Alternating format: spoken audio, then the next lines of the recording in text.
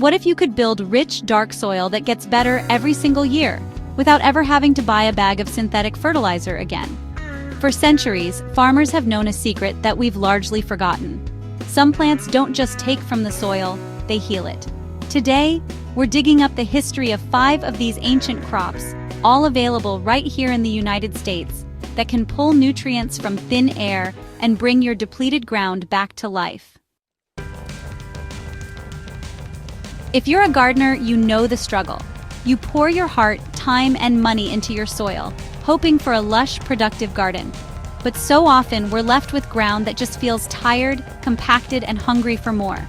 We've been taught that the answer comes in a bag: synthetic fertilizers that promise a quick fix, but often create a cycle of dependency. They feed the plant, but they can starve the soil itself, harming the delicate ecosystem of microbes, fungi, and earthworms that creates true, lasting fertility. But what if we looked back to a time before chemical inputs? Ancient agricultural systems, from the Fertile Crescent to the Americas, thrived for millennia. They were built on a deep understanding of natural cycles. It's not that these farmers didn't have fertilizers. They were masters of using natural amendments like compost and manure. But their real genius was in how they used plants. They had a whole toolkit of cover crops, green manures, and rotational planting to build what we now call living soil, a complex, resilient, self-sustaining ecosystem. Today we're reclaiming that wisdom. We're going to explore 5 ancient workhorses of agriculture, plants that are not only useful in their own right, but are also masters of soil regeneration. These aren't exotic, hard-to-find species. They are available and ready to be planted in your garden today. They represent a fundamental shift in thinking, from feeding the plants to feeding the soil that feeds the plants. Get ready to meet nature's own fertilizer factories. Our first plant is a true survivor, a crop with a story as rich and resilient as the soil it creates, the cowpea. You might know it as the black-eyed pea, a staple of southern cooking. Its history, however, stretches all the way back to ancient Africa, where it has been a cornerstone of farming for thousands of years. Cowpeas made their way to the Americas in the 17th century, where they were often considered food for livestock, hence the name cowpea, or for the poor. But those who grew them, like George Washington, who imported them for his own fields, knew their true value. So, what's the cowpea's superpower? It's a master nitrogen fixer.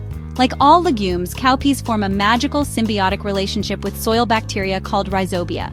These bacteria set up shop on the plant's roots, forming little nodules that act as miniature fertilizer factories. They pull nitrogen gas, which is abundant in the atmosphere but useless to most plants, and convert it into a form that the cowpea and its neighbors can slurp right up. Studies have shown that cowpeas can get over 70% of their nitrogen directly from the air, meaning they aren't just self-sufficient, they are actively enriching the soil for whatever you plant next. Under the right conditions, they can add a significant amount of nitrogen to your soil's fertility bank.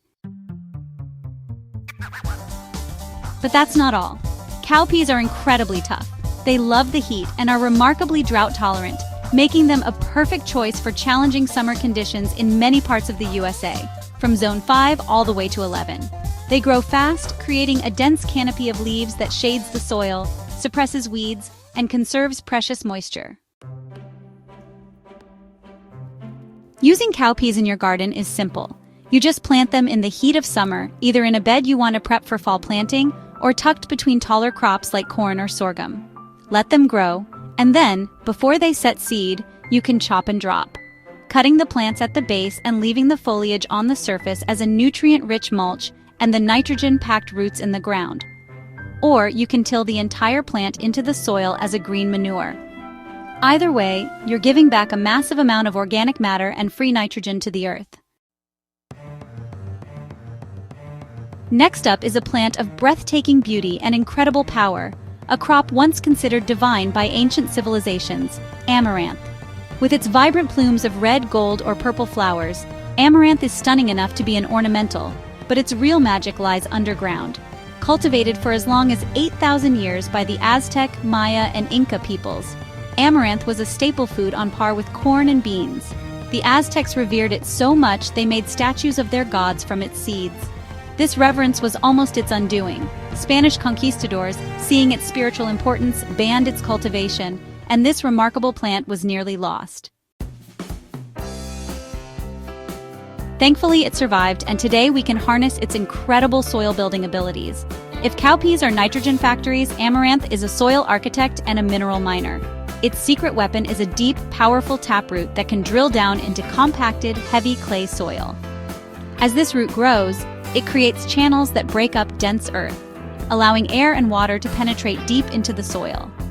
This is nature's tiller, improving drainage in heavy soils and structure in sandy ones.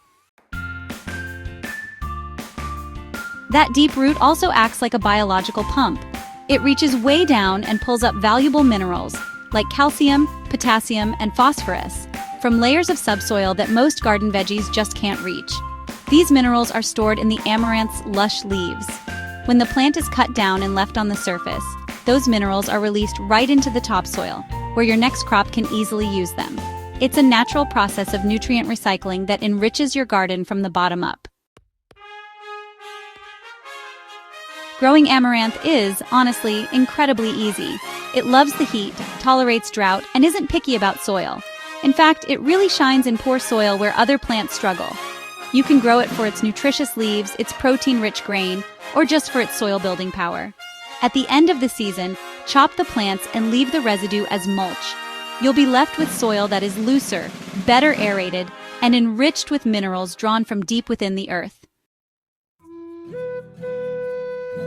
Our third plant is one you probably recognize, but maybe not for its work in the garden. Flax is one of humanity's oldest cultivated crops, with a history stretching back to ancient Mesopotamia and Egypt, prized for its seeds and the fibers used to make linen. For ancient farmers, however, flax played another key role. It was a gentle soil conditioner. Unlike amaranth's brute force taproot, flax has a more subtle touch. It produces a fine, fibrous root system that creates an intricate web in the topsoil. This network helps improve soil structure, binding sandy soils and gently breaking up clay. But flax's most unique gift is its relationship with the soil's fungal life.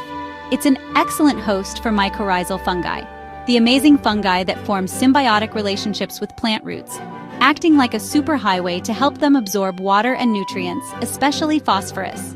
Planting flax helps build and sustain these crucial fungal networks, which benefits every other plant in your garden.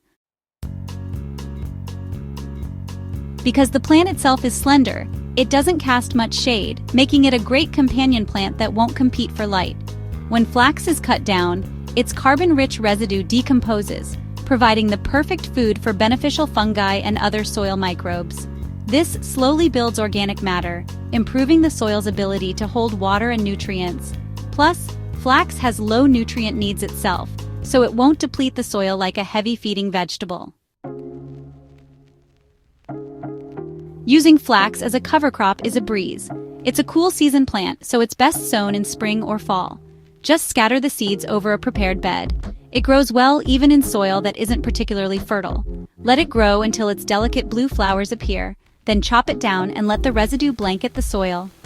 For gardeners looking to gently improve soil structure, boost microbial health, and add valuable organic matter, flax is an elegant and effective choice. Our fourth ancient champion is another familiar face from the kitchen whose agricultural power is often overlooked: the chickpea. Originating in the Middle East, chickpeas are one of the earliest legumes ever cultivated. For ancient farmers in the Fertile Crescent, they weren't just a source of protein. They were a critical tool for keeping the land fertile year after year. They knew that planting chickpeas was like making a deposit in their soil's nutrient bank. The chickpea's main job, like the cowpeas, is nitrogen fixation. It partners with rhizobia bacteria to pull nitrogen from the atmosphere and store it in its root nodules. This makes chickpeas the perfect restoration crop. After you've grown a heavy-feeding crop like corn or tomatoes that has drawn down soil nitrogen, planting chickpeas in that same bed helps replenish what was lost. Studies have shown that planting wheat after a chickpea rotation can significantly boost grain yields, an effect that can be equivalent to adding a substantial amount of nitrogen fertilizer.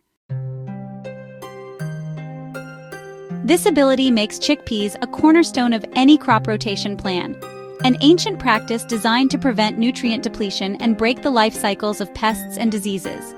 By rotating in a legume like chickpeas, you are actively healing and recharging the soil. They are known for being resilient, producing stable yields even in tough conditions like poor soils and low rainfall.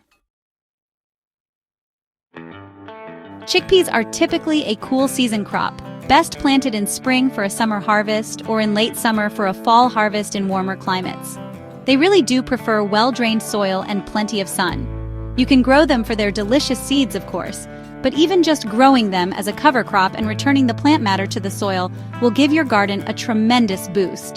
The residue breaks down, releasing its stored nitrogen and creating a healthier, more fertile bed for whatever comes next. Our final plant is maybe the least known on this list, but it's honestly one of the most remarkable. Meet fonio, one of Africa's oldest cultivated cereals, with a history stretching back over 5,000 years. Often called hungry rice, fonio is a type of millet that has been a lifesaver for communities in West Africa, a region known for its tough growing conditions. Fonio is the ultimate pioneer crop, a plant that not only survives but thrives where others fail. Its ability to grow in poor, sandy, or rocky soils with little water and often no fertilizer is legendary. While fonio isn't a legume and doesn't fix nitrogen, its soil-building power comes from its incredible toughness and its role in land restoration. Because it can grow on marginal, almost barren land, it's often the first step in bringing a piece of ground back to life. Its extensive, fibrous root system helps to stabilize soil and prevent erosion, which is a pretty critical job in dry, windy climates. Fonio grows incredibly fast, maturing in as little as 6 to 8 weeks. This quick cycle allows it to serve as a fast cover crop, protecting bare soil from the baking sun and creating a surprising amount of organic matter in a short time. When fonio is harvested or cut, its roots and stubble are left in the ground. As they decompose, they help build humus, the dark, rich, stable component of healthy soil. Growing fonio can, over time, improve the soil's structure and organic matter enough for other, more demanding crops to be grown. While fonio is native to the hot, dry conditions of the Sahel, it's being grown by adventurous gardeners in the warmer parts of the USA, particularly in USDA zones 9 through 11. It's also gaining popularity as a gluten-free supergrain, though it's not as widely available as the other plants on our list. For those in suitable climates with truly difficult soil, fonio represents an ancient solution. By planting this pioneer crop, you are kickstarting the entire process of soil regeneration. So there you have it, 5 ancient plants, each with a unique gift for the soil. The cowpea, a resilient nitrogen factory. Amaranth, the deep-rooted soil architect. Flax, the gentle conditioner for microbial life. Chickpeas, the perfect rotation restorer. And fonio, the ultimate pioneer for bringing tough land back to life. The thread connecting all of them is a simple, powerful idea. Healthy soil isn't built from a bag. It's grown. It's a living system that can be nurtured and healed by working with nature, not against it. By weaving these plants into your garden, as cover crops, green manures, or in thoughtful rotations, you are stepping into the role of a soil steward, partnering with the ancient cycles of decay and renewal. You're dramatically reducing the need for synthetic fertilizers and replacing them with life itself. What plants do you use to build your soil? Let us know in the comments below.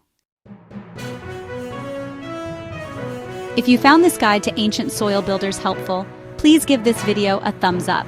And don't forget to subscribe and hit that notification bell. Share this with a fellow gardener who's ready to team up with nature and build incredible soil, the ancient way. Thanks for watching and happy gardening.